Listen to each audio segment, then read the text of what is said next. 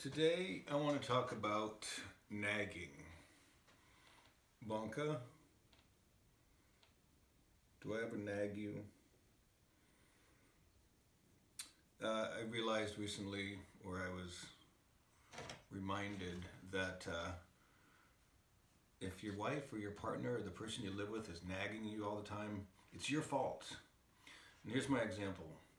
I always have a lot of different kind of socks. I have a lot of foot issues. I have thin socks, I have thick socks. This is really exciting, huh? and then I also buy like socks at Target or whatever, like 24 pack, and give them away on the street to people, or just leave them out there for people. And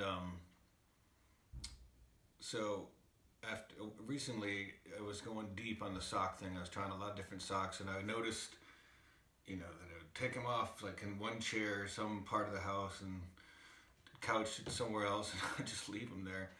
And then it's got to where it's bothering even me.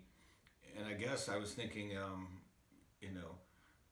only wore these for 2 hours. I'm gonna come back and put these on later. Some kind of thing like that.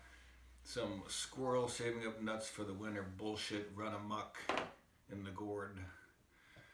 And then of course I started hearing my wife nag me about it, which she hadn't yet.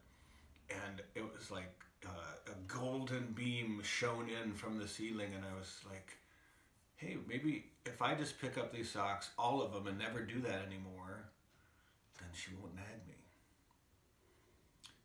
And that's coming from me, relationship expert, which I am, because I've botched a lot of them, and I'm trying not to botch this one.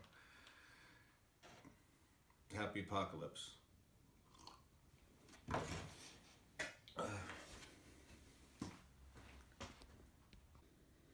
And see these guitar strings?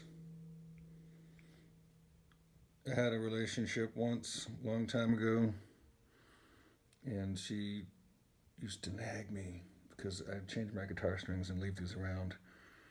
And, even when I tried to be responsible and pick them all up, I really wasn't. I was sort of careless. And the reason she really hated it, despite stepping on the fucking ball end of the things, is she would vacuum. They get fucked up, caught in the vacuum. And it took me years to realize, not only am I being a dick by not making sure these are all picked up, there's someone vacuuming where I live. I would hardly ever do that when I live by myself. And one time in my apartment in LA, I remember we just had a coffee table. My friend Steve lived with me, but he didn't really live there. He just kind of couch surfing. He was just kind of couch surfing.